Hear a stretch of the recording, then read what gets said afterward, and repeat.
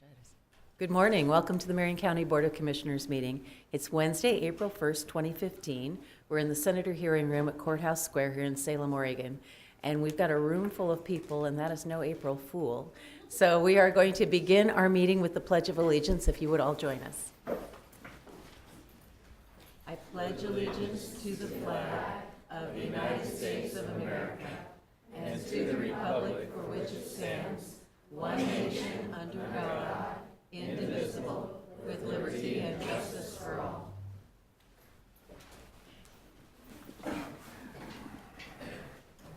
Our first item of business is a presentation, Earth Day Poster Contest Awards, and Alan Pennington is going to lead us in that ceremony.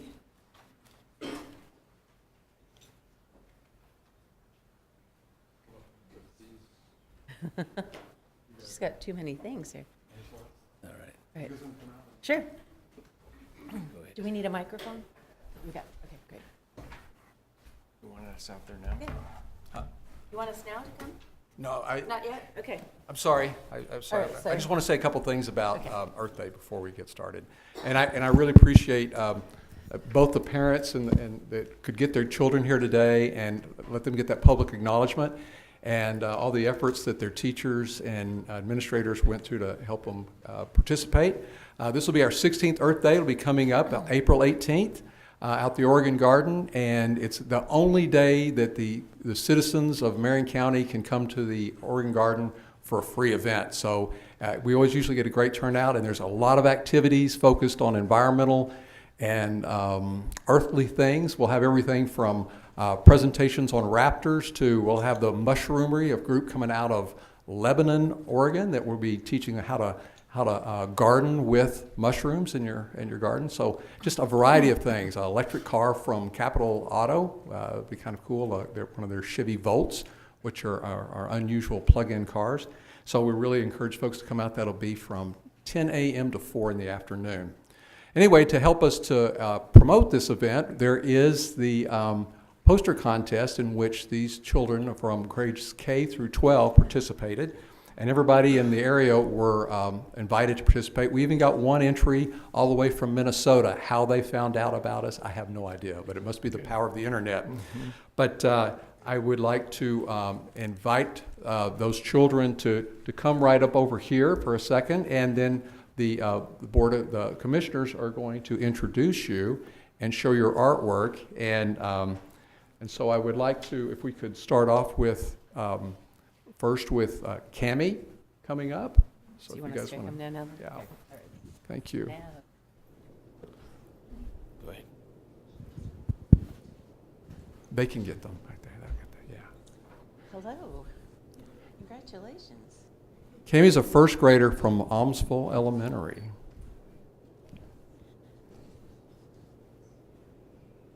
This is pretty heavy. Yeah. Cammie Martinka is her name. Why don't we come over here? That one. Okay, so let's hold that up. Oh, nice.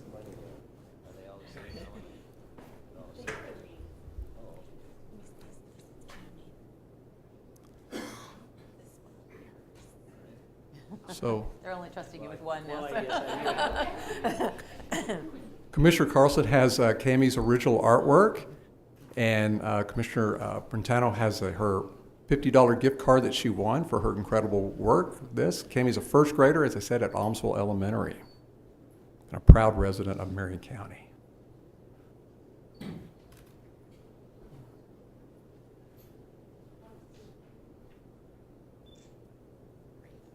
All right.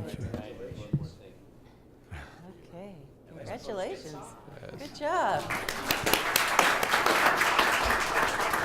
And then our next one is Sarah Sliger, who's an 11th grader from Sprague High School here in Salem.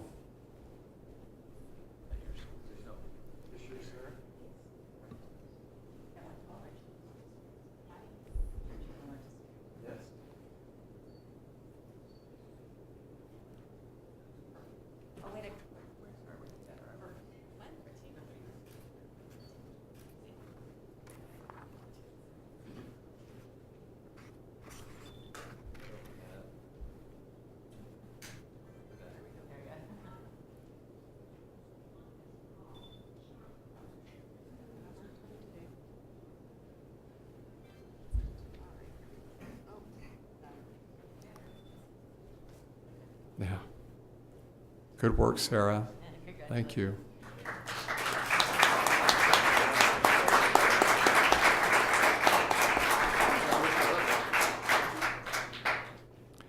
And then our grand winner was, just drawing a blank here. Okay, Angelina Dominguez. She's a 5th grader from Almsville Elementary. Come on in.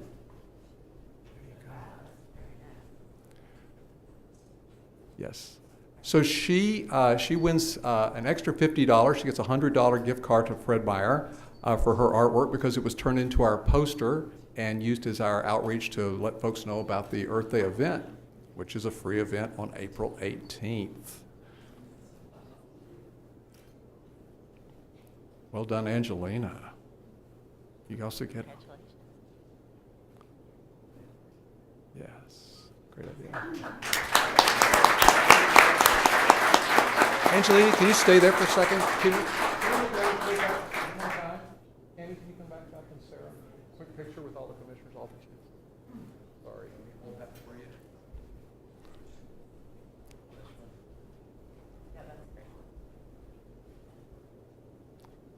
Thank you, guys. You're awesome. 1, 2, 3, 2. Great.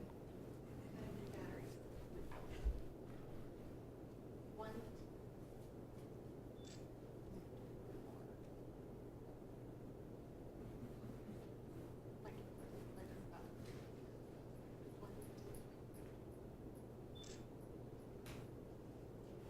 Thank you, commissioners.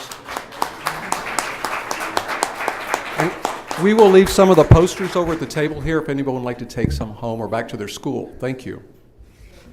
Oh,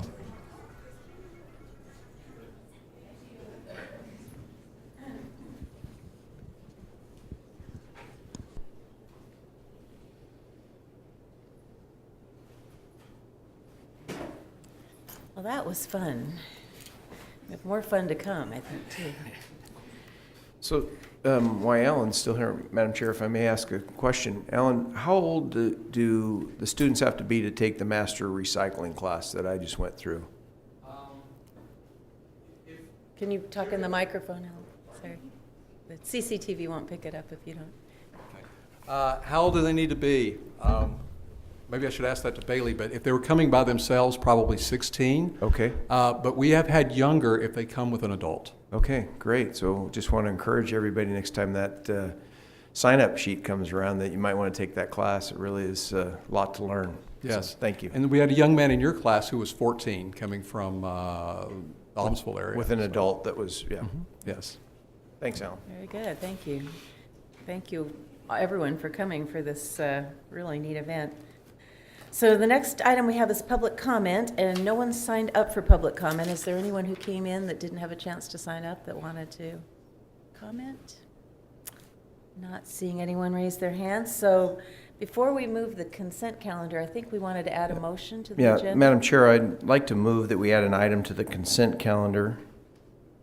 If you give me permission to do that. Madam Chair, I'd like to move that we add An order. an ordinance that would outlaw ham sandwiches throughout Marion County. I'll second the motion. Okay, I told you it was coming to this, and you didn't listen, did you? How much are you going to regulate our lives? I object. Madam Chair, I'll withdraw my motion claiming April Fools on Commissioner Brentano.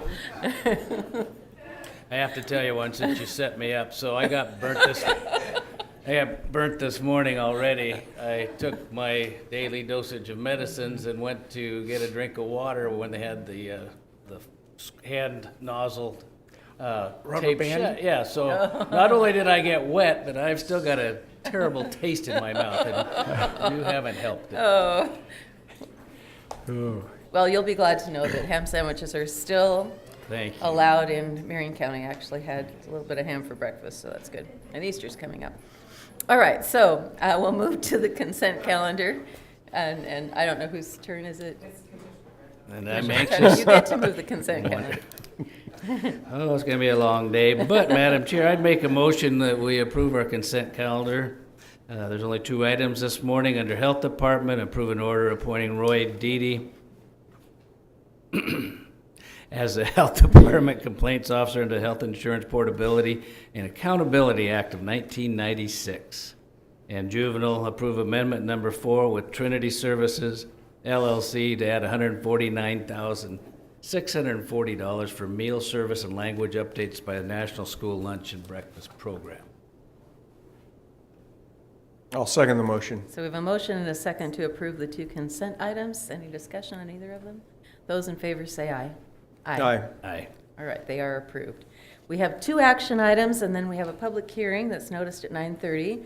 The first action item is under Community Services, and it's to consider approval of a proclamation designating April 2015 as Child Abuse Prevention Month in Marion County.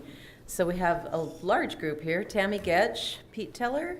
Did I see you in the audience? There you are, way back there.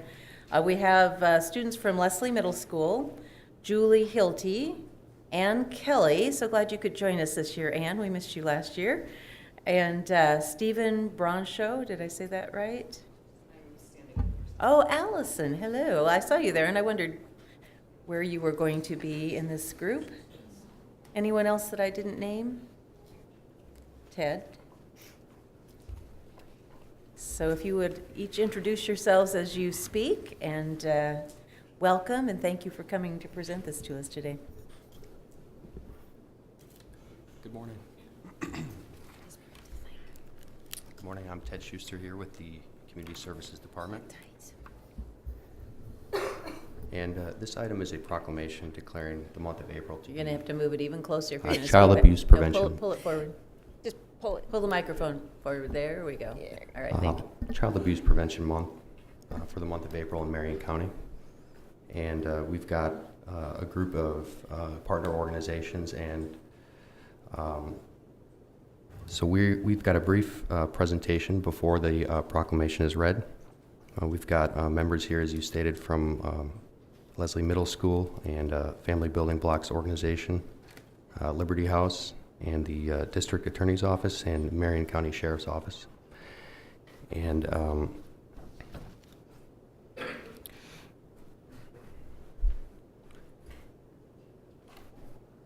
so this year's campaign will again focus on prevention, and it will be individualized through asking community members and leaders to wear blue ribbons, and they're at the table. And the ribbons show support for the cause, and there's a new location for the tree this year that the blue ribbons will be hung on. It is near the Capitol. And so with that,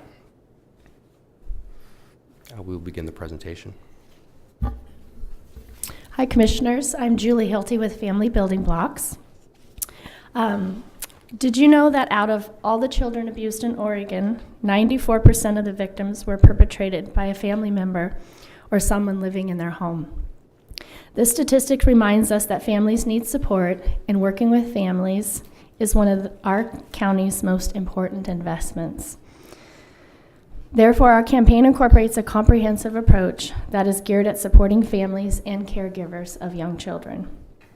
The sobering facts about child abuse in Oregon and Marion County are that there were 10,630 confirmed victims of child abuse and neglect in Oregon in 2013.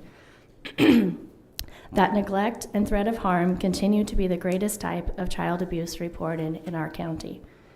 That 10 children died as a result of child abuse and neglect in Oregon in 2013, and that 48% of the victims of child abuse and neglect were under the age of 6. This age of children continue to be our most vulnerable population. The Child Abuse Prevention Committee for Marion County has put together tip sheets for how communities, faith organizations, parents, and others can work to decrease these statistics. And those tip sheets should be in a packet located at the table. So everyone has a role in preventing child abuse. Throughout this month, we have the word prevent that we're going to spell out of what those represent. And P is for that parents are important. Because we all want our children to thrive and their parents to delight in their children, Family Building Blocks is committed to supporting parents in their role as their child's first and most important caregiver. We believe it is important to support parents lacking the skills necessary to raise their children in a safe and nurturing home, providing tools for parents to improve their parent-child interaction with their children, to reduce family stress, and to prevent child abuse and neglect. As we all know, what happens early on in life really sets the trajectory for a child's life. As repeated exposure to stress and anxiety during that critical time can negatively affect the development of a child. Therefore, supporting parents with young children is the best opportunity for parents themselves to adopt a positive, nurturing approach to raising their children that they may have lacked themselves in their own childhood. Our work at Family Building Blocks enhances the strength that parents possess to help them reduce their overall stress and gain the confidence and ability to support their family and raise their children in a safe and nurturing home. Because we believe every child should have a happy childhood, be kept safe, and their family together, Family Building Blocks and the Child Abuse Prevention Committee is committed to empowering parents to break the cycle of abuse and neglect. Good morning, Commissioners. I'm Tamara Getch, Director of Community Services, and R stands for Report Any Suspicion of Child Abuse. It's each one of our individual roles as community members to keep our precious children safe and free from harm. And we are not asking individuals in the community to be experts about child abuse, whether it's abuse or a scraped knee or any of that. We're just asking your help in just bringing the issues forward. Our community has resources you'll see later in the presentation that community members can call into a hotline to report child abuse. We all have heard cases where child abuse has gone unreported for various reasons, but we know that the importance for us is that just use your individual instincts, do the report, and then leave it up to the experts to determine whether or not it is a claimed abuse case or not. So please, we're just asking you to do your part. And then on that same vein, E is that everyone has a role in preventing child abuse. I see that we have our district attorney and our sheriff in the room this morning, and this isn't a law enforcement role. This is a community role, and we ask our community members to proudly wear the ribbons this month in your support of prevention of child abuse, and that we each play our part.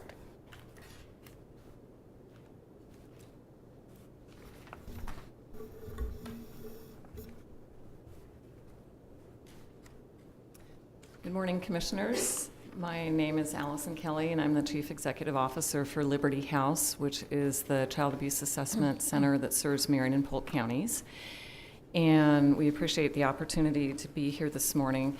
We want to let everybody know, along the lines of everybody getting involved, that volunteers play a critical role in many of the programs that work directly with children, as Julie was saying, to help parents interact with their children in healthier ways with strength, and also to help us provide services to children who are referred for concerns of abuse or neglect. And those are the children that we see at Liberty House providing assessment services. Volunteers can get involved in many, many different ways. And one of the things that we have our volunteers doing at Liberty House is spending time with the children when perhaps their parents are meeting with our team members, the pediatrician. Many of the children that we see at Liberty House have been victims of very violent criminal actions, choices that people have made that have put those children through some pretty rough experiences. So when the volunteers spend time with children, they can bring listening and compassion and a sense of safety, and that helps their experience in explaining what they've gone through, and getting to the next step, getting some services is really important. But kind of taking a step back from that, we always encourage people, just be involved in the children in your lives. Volunteer in their schools, just be connected. That's a wonderful way of preventing risky things. So volunteering is crucial.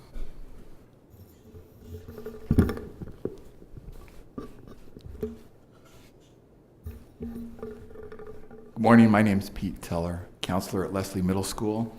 And the slide that I'll be presenting is entitled Educate Yourself, E for Educate. The hub of our children's lives from ages 5 through 18 are the various schools they attend from elementary through high school. During the months of September through early June, a child is likely to spend more time at school than anywhere else. Understandably then, our schools are an extension of our community and a reflection of our shared values. Our shared values are significant in the prevention of child abuse and neglect. If we can agree that the lives of our children represent the best we have to offer, then we can doubly agree that they need the best foundation possible in which to flourish and grow.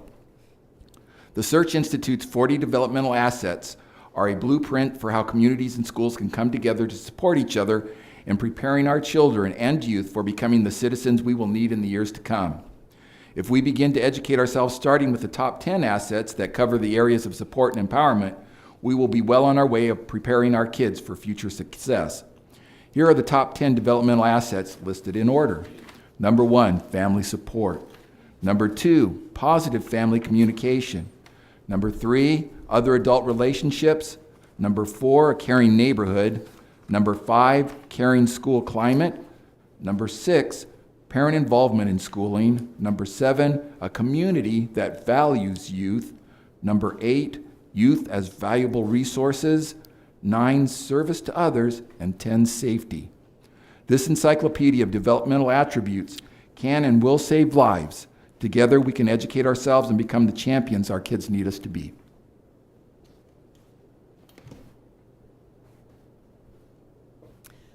One thing that I think many people understand, but it's always important to get the word out, is that we have families in our local area who really struggle sometimes with the basic getting through daily life. Some families can become overwhelmed if they've had adverse things happen, and sometimes they can take their stress out on their children. Sometimes families struggle with addiction or mental health disorders or a combination of those things, and that makes it really hard. So in our county, the professionals that work together to help children do see cases of neglect where children aren't provided the sufficient food they need or a safe place to be. We see at Liberty House some families who are homeless, so it's hard to contact them for services when we need to follow up. And so just raising awareness about all the different types of support programs and intervention that can help families get the resources that they need, that can really reduce the issues relating to neglect. And, you know, really hats off to our educators who might be listening or in the room today. They have eyes on children every day in school, and their ability to pay attention to individual children and what they need and what they might be missing, those are really, really important contact points. So just thinking about neglect as a really important part among the many threats that children face.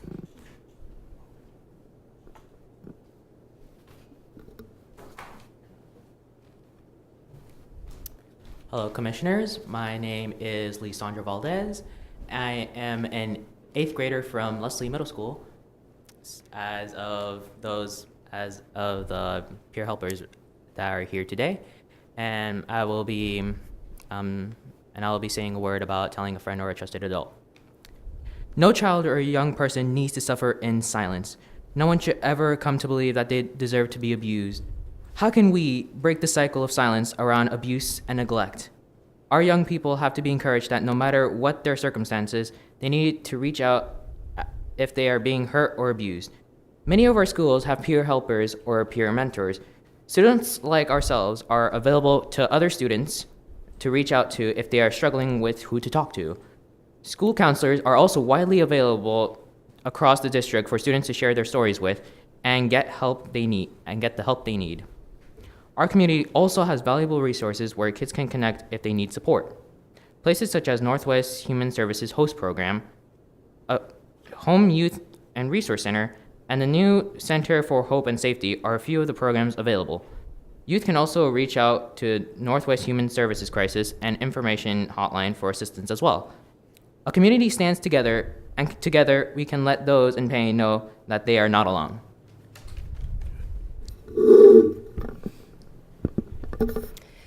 So, Commissioners, you can see that this is a community issue. It is not going to be solved by any one government entity, any one family, any one group. It really is a collective effort that needs to happen if we're going to make a dent and reduce child abuse in our community. I just want to thank everybody who is on the panel and those who are in the community doing this work daily to help our families and their children thrive in our community. Marion County really relies on a healthy family network, healthy family network of support and families that can thrive in our community so that we can have brighter tomorrows. Ted mentioned earlier the blue ribbon tree. I just want to mention, for those who may remember the tree from last year that has been historically been on the corner of High Street and Court in front of the courthouse, it has moved this year. We've secured, Ted and Family Building Blocks and the rest of the planning team have secured a tree at the Capitol that PGE this morning, right as we speak, are donning that tree with blue ribbons. Unfortunately, there's over 10,000 ribbons that are going to go on that tree that symbolizes the number of children in Oregon who've suffered abuse. Little over 800 of those happened in Marion County. We also, as Julie mentioned earlier, we have tip sheets that we have available on our website, parentforthefuture.org.com, which however you put it in there, you'll find it.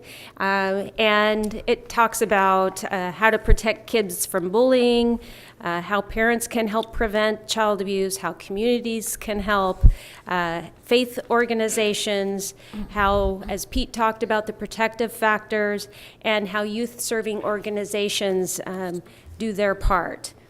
And lastly, just wanted to kind of bring my comments back to the blue ribbons that we can wear as individuals to show our support. The organizations here in the panel have those available within their facilities. They can also call our office at 503-588-7975. That's Community Services Office, or stop by on the 5th floor within this building at Courthouse Square. And as long as we have them available, we want them to be in the community being worn throughout the month of October. So before we do the hands and words are not for hurting pledge, maybe we could make a few comments and ask a few questions, because it'd be nice to kind of culminate with the pledge, if that's all right. So first of all, thank you all for being here, and I also want to acknowledge our Walt Beglar, our district attorney, and Jason Myers, our sheriff, and Troy Clausen, our undersheriff, who have been vigilant in promoting child abuse prevention and working on these really difficult issues, and have been before us in past years presenting on this topic. So secondly, just a question. So why did the tree move? You said that we've secured a tree, but so was there a reason that we moved the tree? Yes, the court asked us to consider new locations. Really? It became a difficult issue. So. Okay, well, we'll have to look into that. That's news to me. I think I did, and the thought was some child abuse cases going on. It felt it gave a Slanted the... what's right, non-impartial interesting. attitude. And so, and my comment would be, I mean, obviously, no child should suffer abuse or neglect. I mean, our goal in Oregon and in Marion County should be that every child is safe and nurtured and protected, and yet we have situations, and the other thing I want to say is that the vast preponderance of parents love their children, work hard to be good parents, sometimes get stressed. I mean, I know I said unkind words to my children that I regret. It doesn't border on abuse or neglect, but certainly we can all be better parents. But there are a small number of parents that make very poor decisions and bring alcohol or drugs into their home, prioritize other things over their children, bring people into their home that aren't bonded and don't love their children as much as the parent does, leave children in the care of people that are questionable in terms of their skills or their ability to control their anger. And so hence we have the situation that we have. And I wanted to ask, actually, it's Allison, I wanted to ask you a question. And Pete, I was going to ask you if you wanted to come forward again for a second. Ray Broderick was someone that I met when I worked in Lane County, and he started the Child Abuse Assessment Center, which is the equivalent to Liberty House down there. And one of the things that he talked about, and he had actually been involved in the Diane Downs case and was on the Commission on Children and Families at the time, and he said if you could look backwards to these cases and connect the dots, you know, and figure out how you might have identified that child before they were in a situation where they were a fatality or where they were seriously abused. And he had, you know, some strategies and ideas. So when we're asking the community to be aware and to report and to leave it to the experts, what types of signs or symptoms do you see in the children that you work with at Liberty House, where if people could turn back the clock and say, at this particular point in time, if someone had reported this, it may not have escalated to the point where you see them at Liberty House? Do you have some advice for the community in terms of what to notice about a child or a family? Because certainly, I mean, if you see stress at the grocery store or whatever, it could be just a stressed out mom. But I think there are actually documented symptoms or signs that are of abuse and neglect that the community should be aware of. There can be, and that is a really great question. So one thing that we are learning more and more about are things that might be something that a parent would notice. So I always think about, you know, first thinking about your connection with the children in your own life. So if you're a parent or a foster parent or an adoptive parent, and just noticing and trying to be in the best relationship you can as they're going through school. That will help you recognize whether they might be getting into a situation online where they may be being groomed. Right now, exposure to things on the internet via easy access phones, tablets, things like that, sort of put things in the path of children that they shouldn't be exposed to, and it can put predators in the path of children. So noticing stuff like grooming behavior is really important.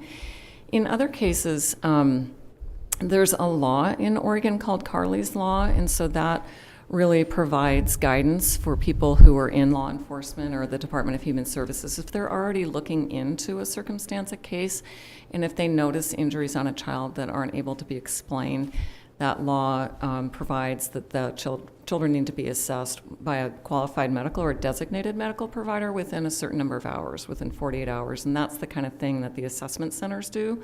There are 21 assessment centers throughout the state of Oregon. Unfortunately, I have to say that the load, the demand far exceeds our capacity to see those children.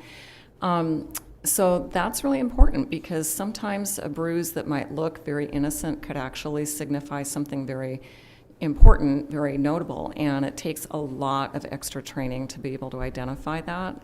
But one thing I should really emphasize is that, especially the assessment centers, and I know people in DHS and our law enforcement partners, we're all very committed to objectivity and neutrality. And so it really does take a special skill set to ask questions according to best practice. And in Oregon, we have interviewing guidelines and medical assessment guidelines that are based on the best possible research. And we don't really want to encourage other people not involved. I think Tamara said this before, to feel like they need to be investigators. Mm-hmm. Just kind of get the help you need. And that's part of what we do at Liberty House, because it can be hard to interpret what you're seeing, hard to make sense of what you're seeing, and it takes that team approach to do that. And actually, sometimes allegations can be made that aren't substantiated, mm-hmm. and it's really important. That can be an incredible relief to a parent to know that that's maybe not what we're seeing, but there may be some other things, and we can make referrals to getting other help.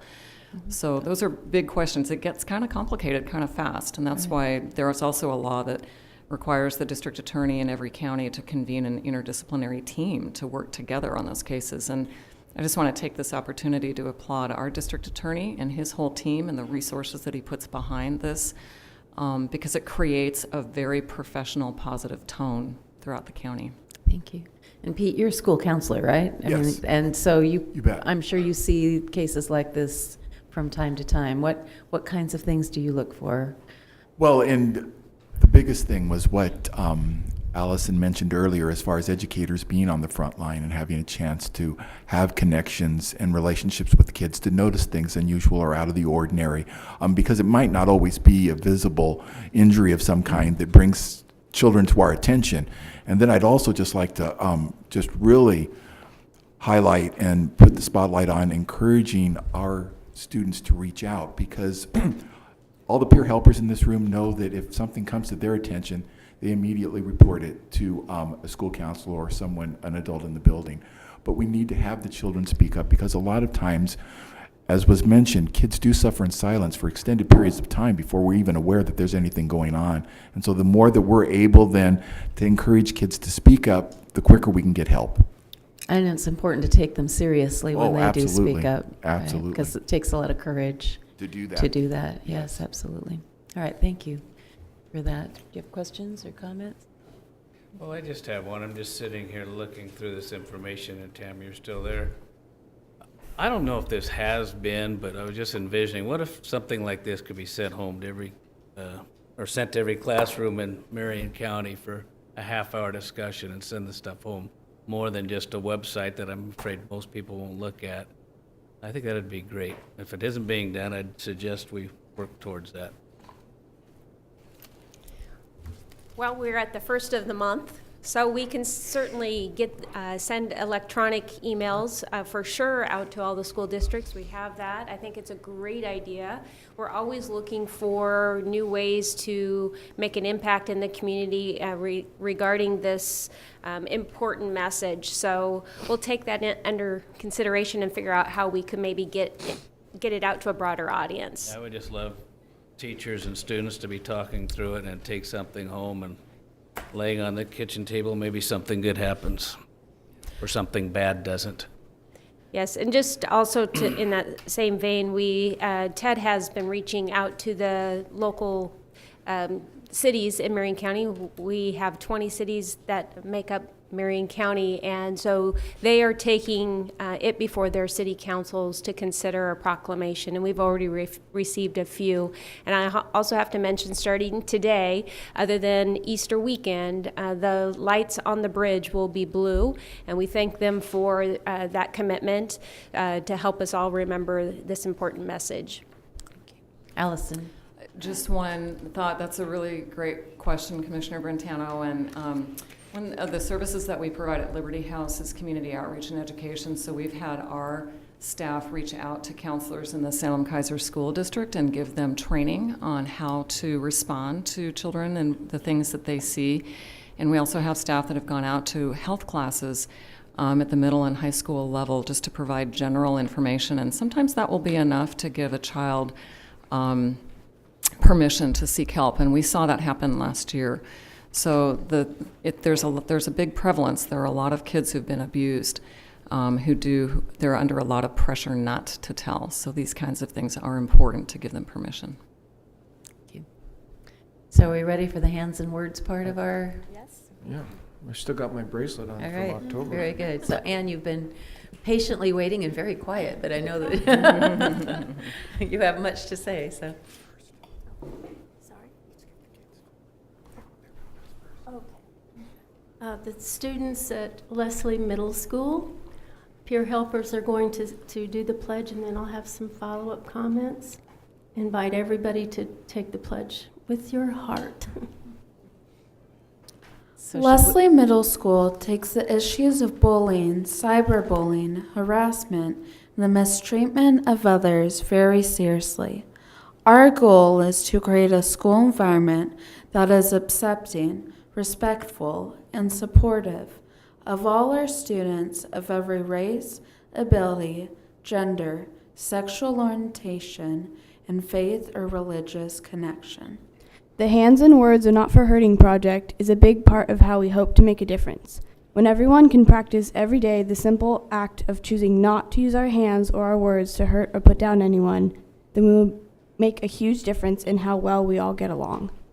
The Hands and Words Are Not for Hurting pledge is one powerful way to put an end to abuse and violence at school, at home, and in our community.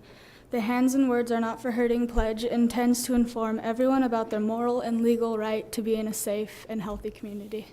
Our symbol, the Purple Hands logo, reminds us to take care of ourselves and each other. The Purple Hand tells us to stop and think before we say or do anything hurtful or abusive to ourselves or anyone else.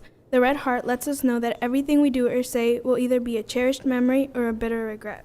Most importantly, we want to model what healthy relationships can look like. What would our world be like if we treated everyone with dignity and respect? How different would our world be if we truly believed that every person is unique and special? What if we cared more about standing up for each other instead of worrying about what people think? A wise man once said, "An eye for an eye makes the whole world blind." The Leslie Middle School peer helpers are working to open the eyes of the world to see what it would be like to live in a world free of violence and abuse. If you believe we can all make a difference, then please stand, raise your right hand, and repeat after me as we all say the hands and words are not for hurting pledge. I will not use my hands or my words for hurting myself or others. Thank you.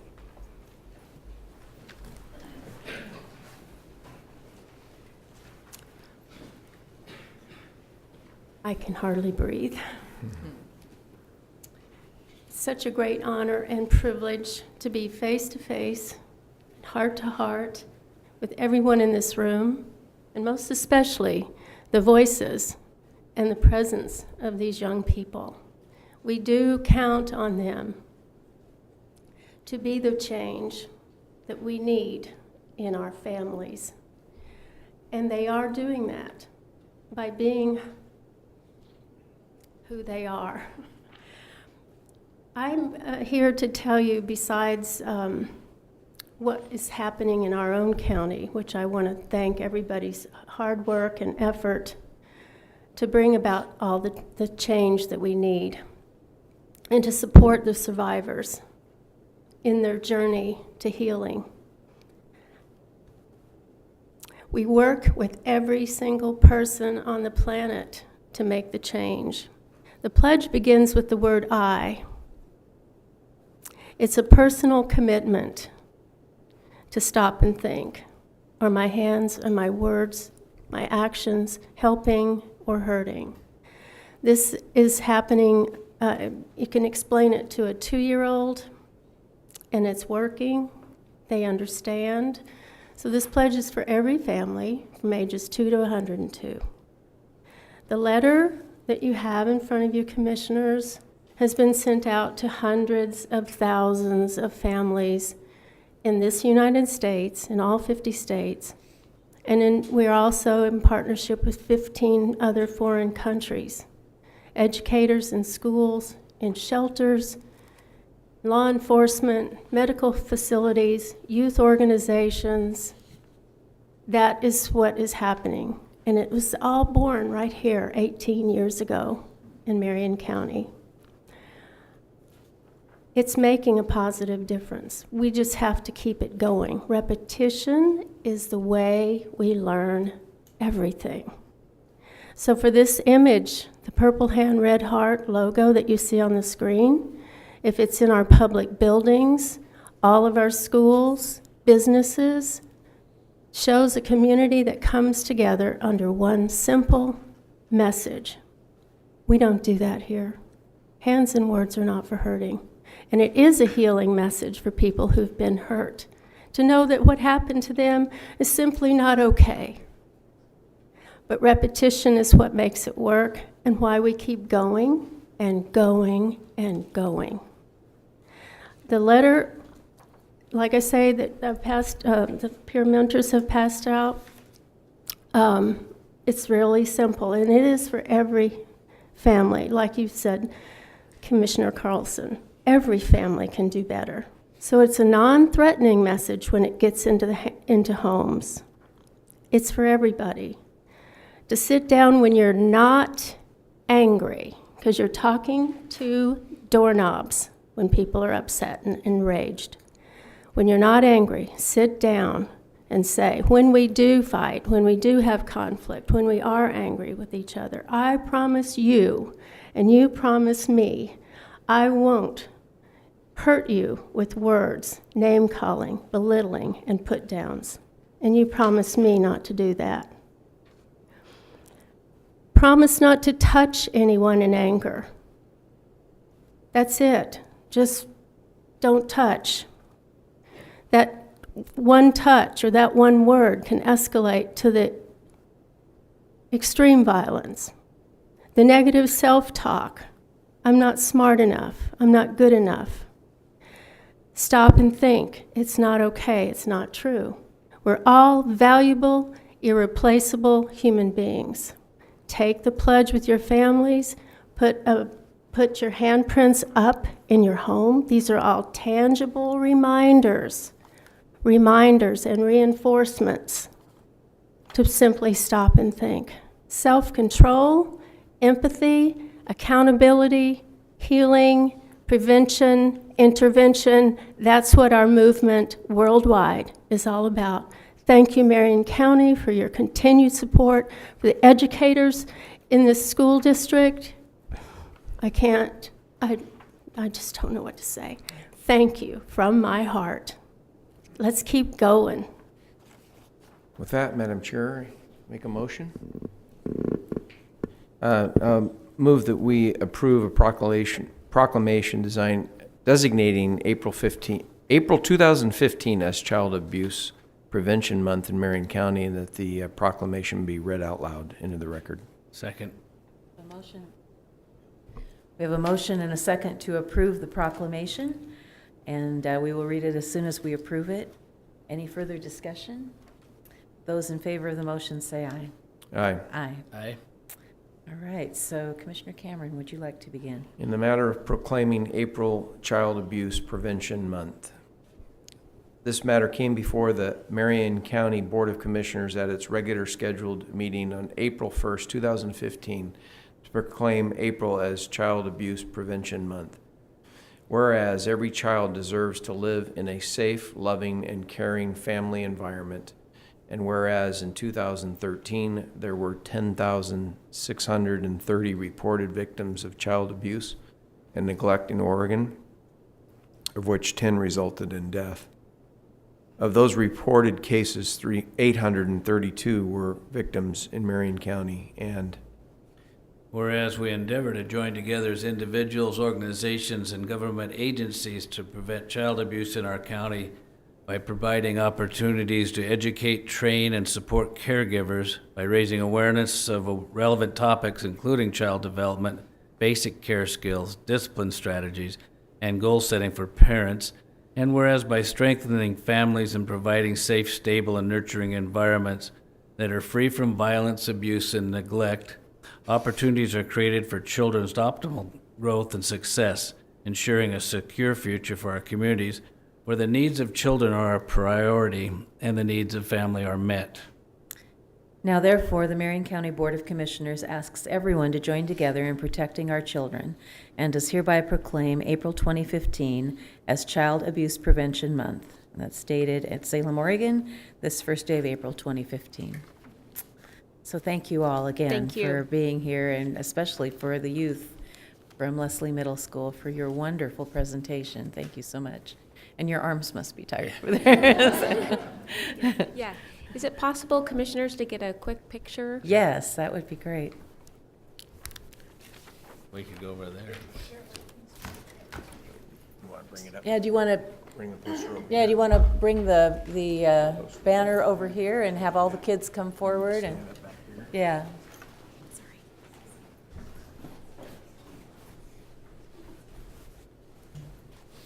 So what's this one's name?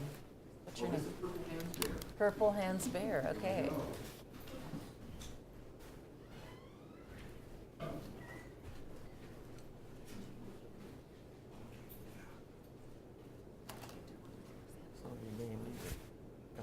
That way.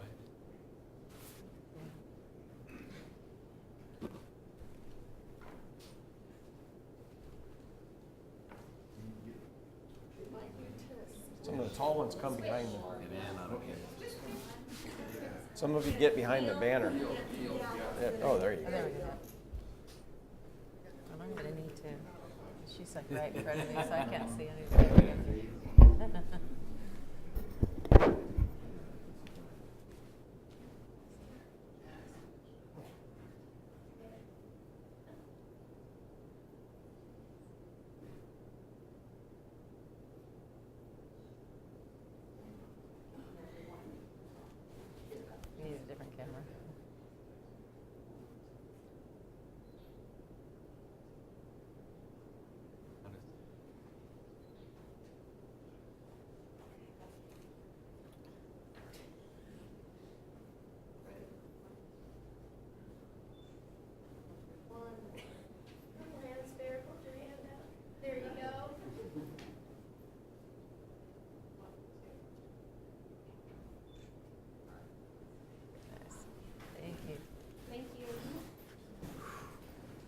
All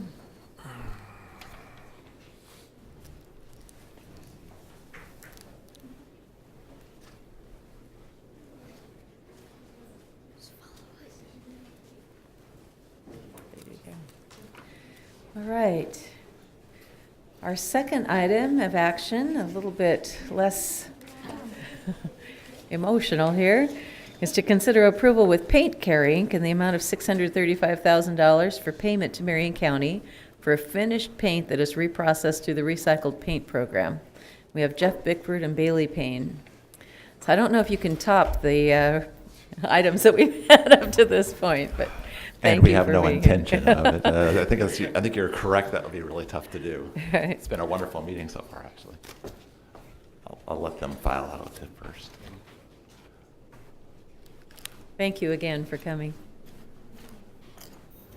I think we wanted to have the duty as the bearer, though. That looked like a lot of fun. Good morning, Commissioners. Jeff Bickford, Environmental Services Division Manager at the Marion County Public Works. I am here with Bailey Payne. He's a waste reduction coordinator also in our department. And we're here today to talk about paint recycling, and specifically a contract that's related to that. We've actually been working on this agreement for some time, very closely with contracts with Camber and legal with Bruce, who are here as well as to support. But I'm going to let Bailey give you all the background and the details, so I'm going to pass it to him. Good morning, and thank you for having us this morning on your agenda. As you already know, Marion County really has one of the most successful paint recycling programs in the whole nation. We started back in the year 2000. For the past 8 years of the program, so we've been going for 15 years now, for the past 8 years, we've recycled more than 30,000 gallons each year, which includes, last year, we recycled 31,500 gallons. Which I did a little calculation this morning. That's enough to paint a sidewalk from the Capitol building just down the street here all the way to the Golden Gate Bridge if you follow I-5. So it's quite a bit of paint. We're one of the only counties in the nation that accept it at the curb in most of our cities. And unlike other parts of other locations and jurisdictions where they accept paint for recycling, we end up giving all of our paint away free to the residents. So for the last 15 years that we've had the program, it's been a great resource for victims of graffiti, low-income residents, and really anybody that wants free, high-quality recycled paint. Well, another benefit is that here, of course, we're unique in Marion County in that we have a waste-to-energy facility, and so we also accept stains and other types of coatings that aren't latex paint. Oil-based paint is, for an example. And so when that paint gets destroyed at the waste-to-energy facility, it generates some electricity, which has an added value, which again is unique to Marion County. The success of the program has been in large part due to our partnership with the franchise garbage and recycling haulers, the Marion County Juvenile Department, and Kurt Concentrates, who has donated thousands and thousands of buckets for us, so we're able to put that to a better use and reuse those buckets rather than just have them go to a recycler.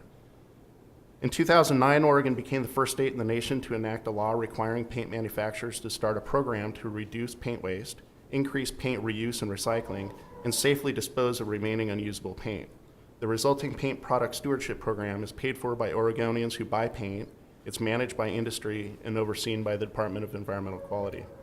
Since the start of Oregon Paint Stewardship Program in July 1st, 2010, Paint Care has set up about 150 drop-off sites, including about 12 that are here in Marion County. This is where the public can take their unwanted leftover paint for recycling. Most of these sites are at paint retailers, so paint stores, hardware stores, and home improvement stores that have volunteered to take that paint. But transfer stations, including both of ours here in Marion County, also accept the paint for free from the public. Paint Care is a nonprofit organization that was established to represent paint manufacturers to plan and operate paint stewardship programs in the states that have passed paint stewardship laws. Paint Care was created by the American Coatings Association, which is a member-based trade association of the paint manufacturing industry. Marion County entered into an agreement with Paint Care in 2011, whereby Paint Care compensated Marion County for our labor, equipment, and other costs associated with the program. This essentially made our program a cost-neutral program, and while we've opted to give while we could have opted to just give all of our paint directly to Paint Care instead of blending it and processing it ourselves, we feel that it's a better system to do it ourselves because that way we're able to give the paint back to the community. So our original contract with Paint Care ended at the end of 2013. So we began negotiating a new contract with them. The new contract that they proposed to us had some substantive changes, and so it took several months for us to work that out. And really that's been the case with probably most other counties that have been trying to set up contracts with Paint Care as well. The good news for us is that this new contract, that they have agreed to compensate us retroactively going back to January 1st, 2014 when our contract ended. We also did an updated analysis of our costs and requested roughly a 30% increase to be sure that all of our costs are covered. They've also agreed to that increase in cost. As mentioned above, residents and businesses pay a fee, and I have those fees here, but when you go to the paint store and buy new paint, you have to pay a fee. That fee is how Paint Care is funded, and then ultimately that's how we end up getting compensated. So the businesses and residents of Marion County that have paid into the system by purchasing new paint, this contract would then funnel that money back to our program to help us make free paint for the community. I'd like to thank you for your consideration of this and see if you have any questions for us. Questions? Thank you. Thanks, Bailey, for sharing. Where is the paint being reused? Can you share some of the places that that's happening? Yeah, it really depends. Contractors really like it, of course. It makes a great base coat. The color is always gray, or typically some shade of gray, so to speak. But the contractors will use it seasonally when we don't have enough on hand. We have to limit how much people can take, so we limit to a few buckets. So each bucket, I think, is 4 gallons. But it's primarily residents. In the summer months, often we'll have people waiting in line to get it because it's so competitive. Right now, actually, we have a pretty large surplus. So I'd like to encourage anybody that wants gray paint to please come and get some because we've got tons, literally tons of it. So, if I may, Madam Chair, so you say contractors use it. What do they use it for? Interior base or exterior base, or where would you use it? It can be used for both. It's a blend of whatever comes in, be it interior or exterior. Okay. Metro paint has been used in exterior. In fact, I painted my own house with Metro recycled paint. So it's a blend, but it seems to hold up well. I've seen barns. There's a stadium up in Woodburn that was painted with it at one point. So I see it a lot of outdoor applications as well. Thank you. Very good. So could you tell us again, well, to get it, is it free? What does it cost? And how do they find where to get it at? Yeah, so they can come to the Salem Kaiser or the North Marion recycling transfer stations, and we have buckets available there. And ask for who, or just? It's sitting out in the recycling right? area, Okay. and there's a sign there that says free paint. Oh, it is free. I just want to be clear on that. Yep. Well, that's a good price, I always say. The batches can change slightly from color to color. So we always encourage people to take, if they're going to get several buckets, to take it all from the same pallet so that they're getting consistent color. So if people want to get rid of their old paint at the curb, are there, I'm thinking of my garage right now and all the, like buckets with just little bits in it. Can you just put it in the container that it comes in, metal or plastic? Just however it comes, and do you leave it in that blue thing, the same place you put batteries and stuff? What are the parameters for that? Yeah, exactly. So you'd put it in with the sort of the non-commingled or non-mixed glass recycling bottles, items. that kind of thing, right? Yeah. Exactly. And you just pick it up, huh? Yeah, and you can put up to 2 gallons a week, and the gallons need to be labeled. So, hopefully they're in their original containers. That way, the crews that are opening up the cans know what to expect inside. Do they accept it at the transfer station too, if you were to bring more than the 2 gallons? Yeah, and there's an unlimited amount at the Salem Kaiser. However, if it's somebody that has a large amount, we prefer them to call us. Like by large, I mean hundreds of gallons. Right. We prefer them to call us first. Okay. But like if I had 10 partially filled cans in my garage, I could Yep. take them all to the transfer station. Yep. Okay. Yes? Yeah, Madam Chair, I need to do some volunteer hours, so if you want to organize your community, I can help come out and educate them on what we can and can't do. All right, Bailey very will good. tell me what to say. Great. Oh, very good. All right, I think that if I could, Madam Chair, to make a motion that we do approve this contract with Paint Care Incorporated in the amount of $635,000 for payment to Marion County for finished paint that's processed through the recycled paint program, and it's a 5-year agreement. Second the motion. Oh, I'm sorry. I'll second the motion. Yeah, you Go ahead. second the motion. But you can second it. Okay. All right, so we have a motion and a second. Sorry. Any further discussion? Those in favor of the motion say aye. Aye. Aye. All right, that's approved. Thank you. Thank you. Thank you, Commissioners. Okay, so now we will move to our public hearing. This is under Public Works, a public hearing to consider zone change comprehensive plan amendment case number ZCCP 14-002, Ferris Timber Inc., clerk's file number 5688. And Joe Fenimore, you will begin. Good morning, Commissioners. For the record, Joe Fenimore. This item before you today is a modified request to change the comprehensive plan designation from primary agriculture to farm timber, and to change the zone from exclusive farm use to farm timber on a 28-acre parcel located in the 7500 block of Sherman Road Southeast.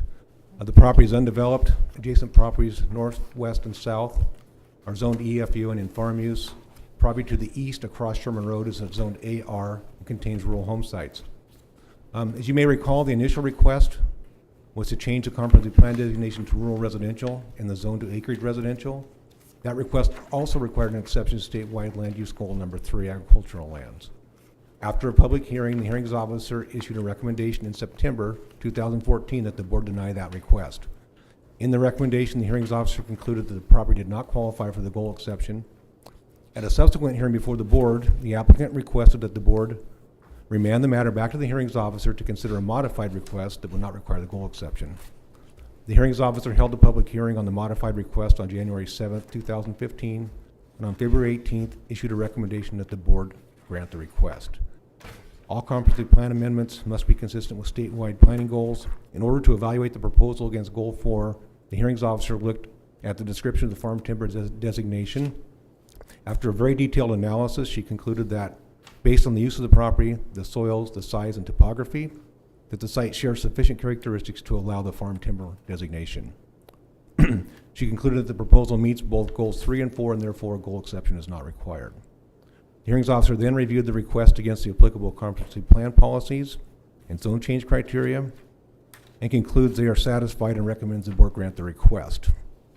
The board has the option of continuing the public hearing, close the hearing and leave the record open, close the hearing and approve, modify, or deny the request, or remand the matter back to the hearings officer, and I'll be happy to answer any questions.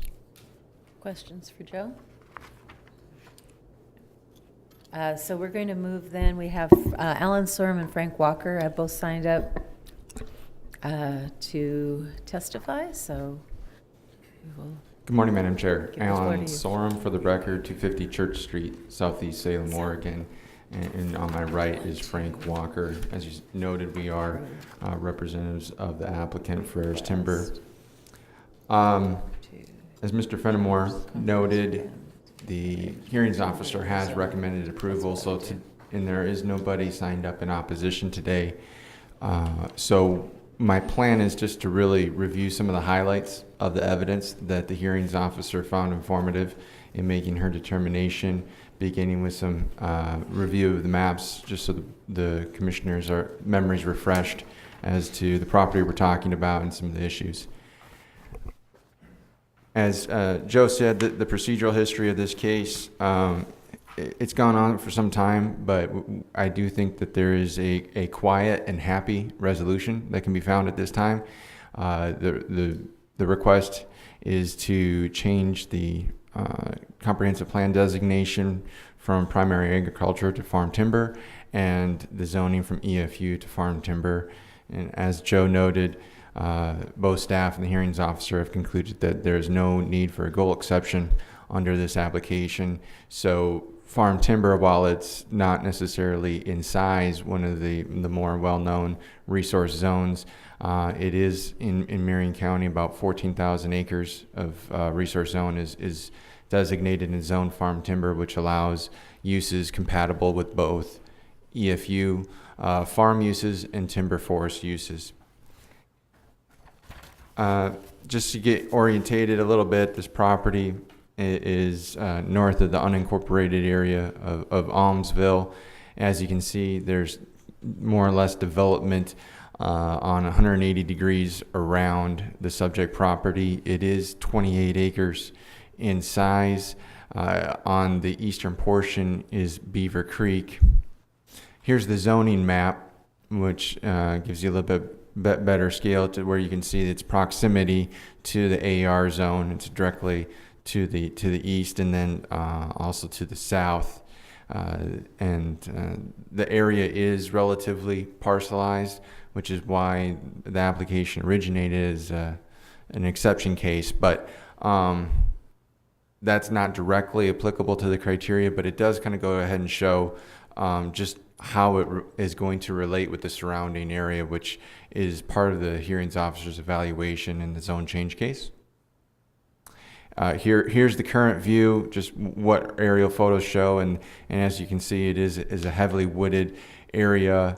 The density of the wood on the northeastern corner is somewhat less, and that's because that's the more or less where the wetlands are, and Beaver Creek delineation was provided to DSL on the property, so they're aware of the fact that there are hydric soils on the property. The next slide was provided just to show that for the hearings officer's determination that this isn't a new use, that the historic use of the property, as far back as we can tell, it's never been under intense farm cultivation, unlike the surrounding grasslands, that it's always been in some form of a woodlot. The zone change criteria are found at the very end of the hearings officer's decision on page 15 and 16. I'm going to hit those first, though, just briefly. The first two criteria ask for somewhat of an evaluation of is this appropriate with the surrounding parcels.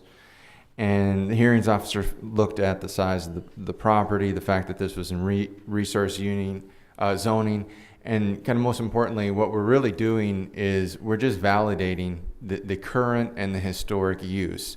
And so that's the strongest evidence that if we're maintaining the status quo, we're not going to have any expected impacts with the surrounding, whether they're the surrounding residential properties or the surrounding farming properties.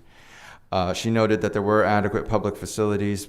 The needed public facilities when properties maintained in resource use is really no different than in the current EFU zoning.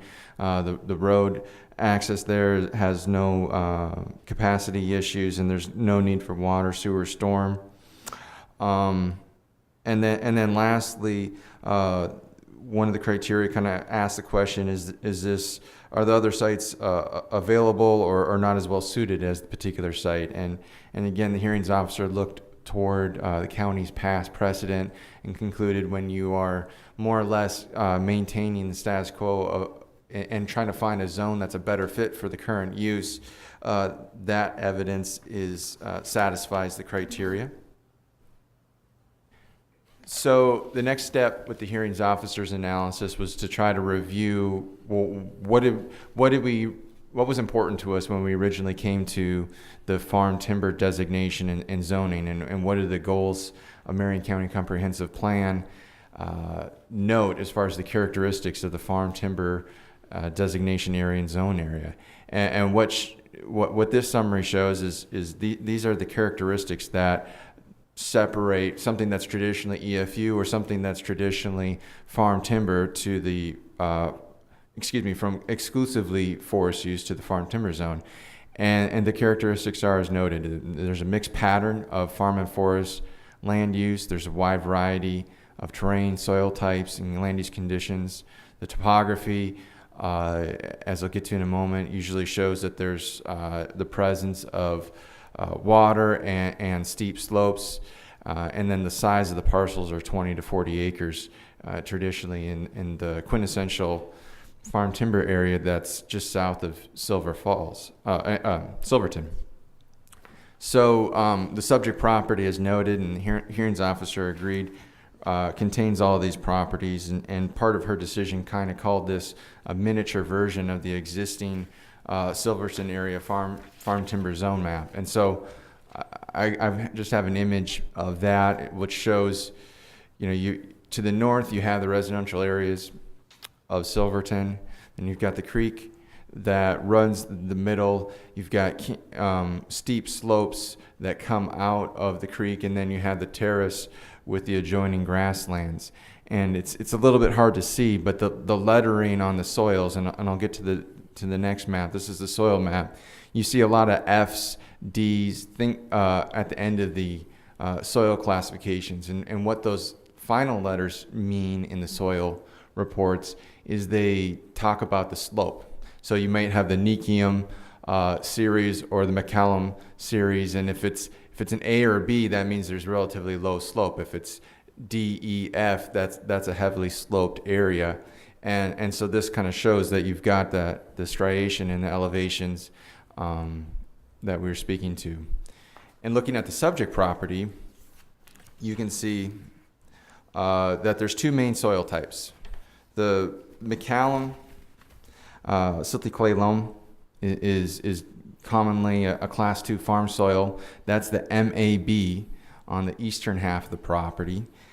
And normally, under normal considerations, it's a high value farm soil, but there was a lot of evidence in the record by soil scientist Andy Gallagher that the hearings officer notes in her findings that talked about how, due to the wetness from the creek, that it wasn't as well performing as other soils of that classification found in other parts of the county. And then the SKD is the Sulcum series, and that's a 2 to 20% slope. And when you look at the elevations, it's really mostly 12 to 20% in that area. So you have a canyon land that comes up, and then there's a terrace at the very far western area of the property. And that's why it's different than the surrounding grasslands that are under farm cultivation, which Mr. Walker was able to submit evidence in the record talking about how those areas had been tiled and the drainage was very different from those properties. And so the hearings officer's findings, she did a detailed analysis of what the soil types were, and found, I think was informative to her, is that it's almost exactly 50-50 as far as the soils on the property that have woodland classifications and those that do not.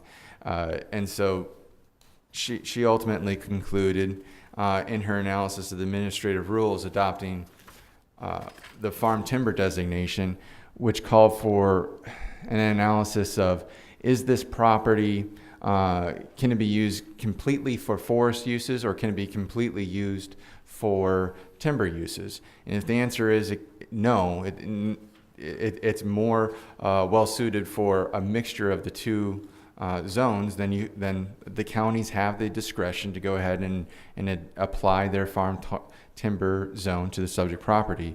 And she looked at the soil analysis, found that this fits up very closely, in addition to the fact that it just so happens to have a very striking similarity to the features of the Silverton Falls area. So that's the quick run through of the evidence that the hearings officer relied upon in her determination of the comprehensive zone change.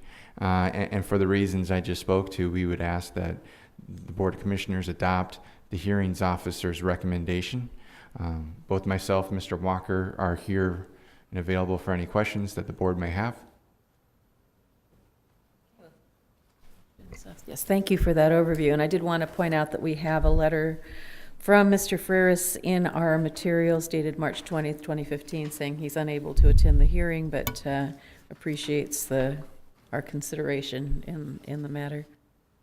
So, any questions? Well, just one. Alan, could you go back one slide? I couldn't quite finish reading. I was looking for some and maybe it comes in there, but some description or a reference to moisture and water in this property.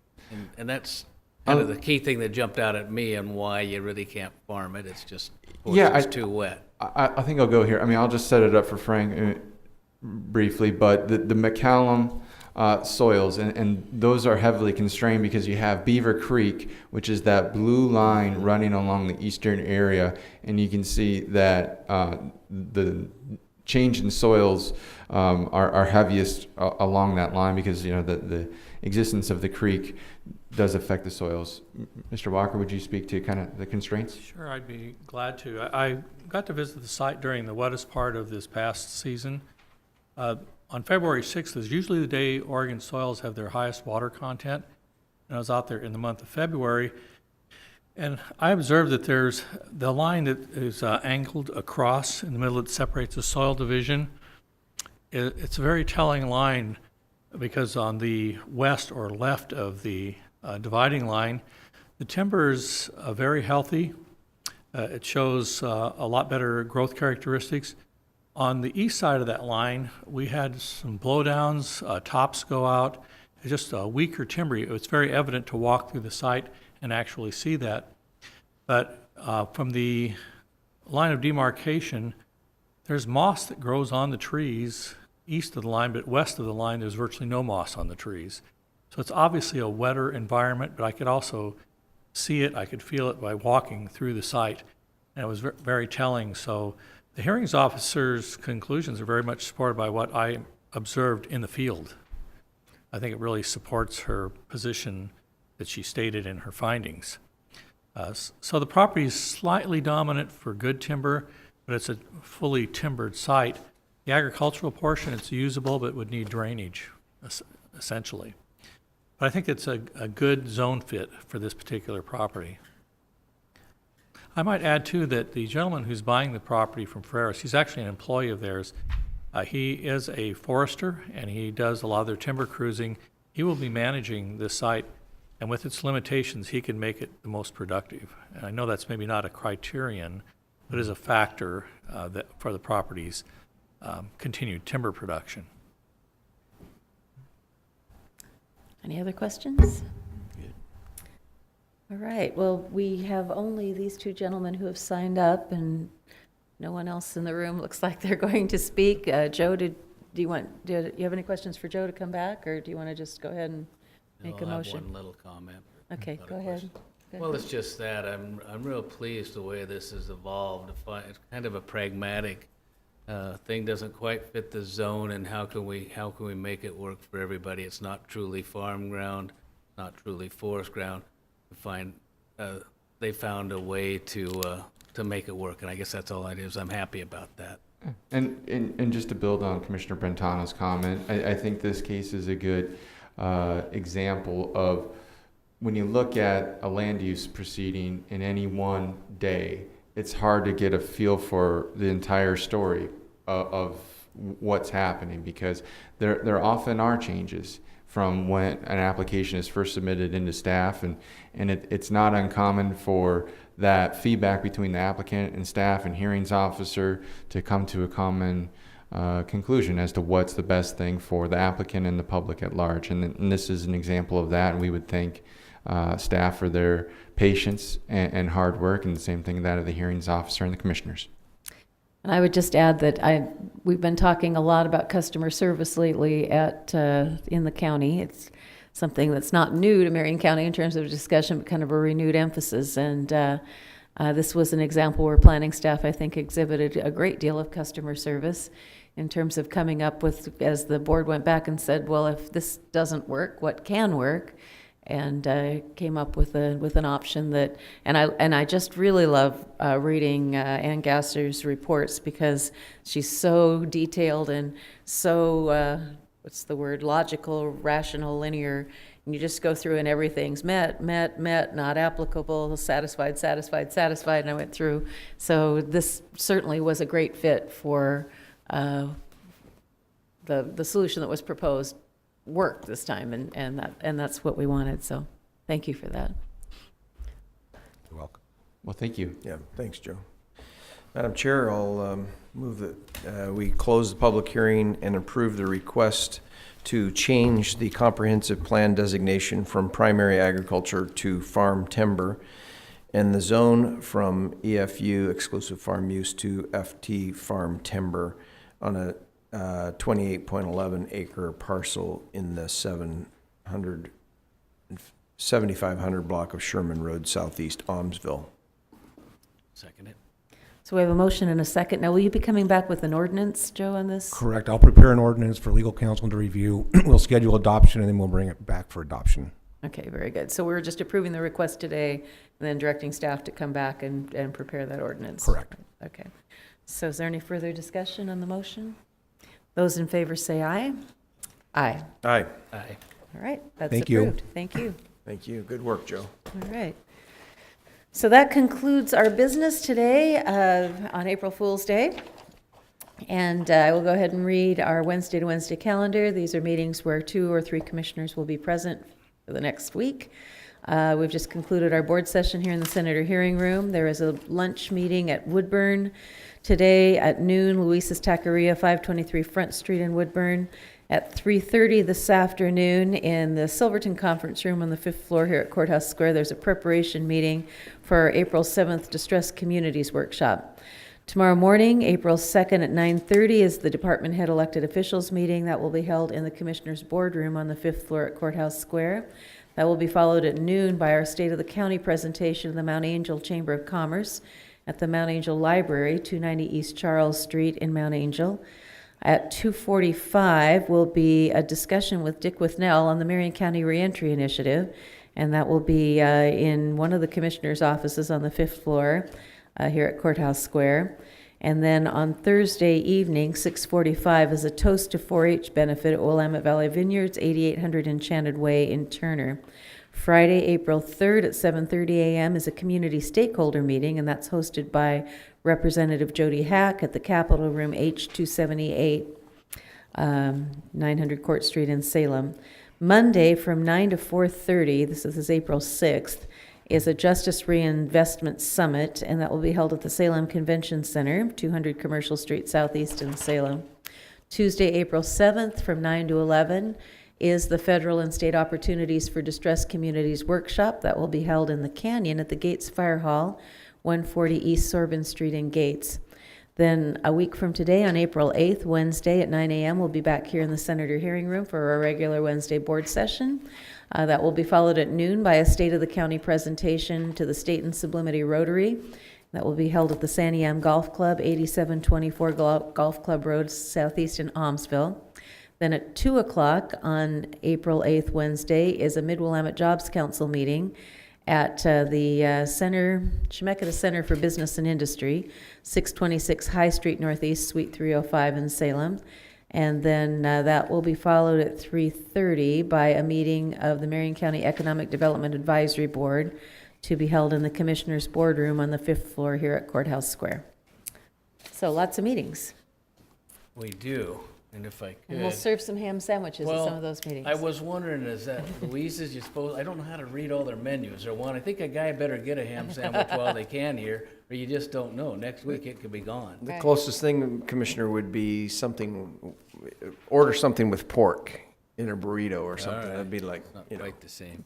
So with just mustard. to let you know, I presented on the Kaiser Big Toy yesterday at La Margarita Express to the Salem Sunset Rotary Club, and I ordered a lime drink, if you recall. Oh, did you? Yeah. And I actually got a lime drink from them, and it was delicious. So Just one more another thing. April Fool's joke. You know, you just mentioned reading the event up at Gates, and we're figuring that should be or could be a very important meeting and well worth people attending on the economic future of the canyon in particular, hoping to do some good things. So I just wanted to restate that. It's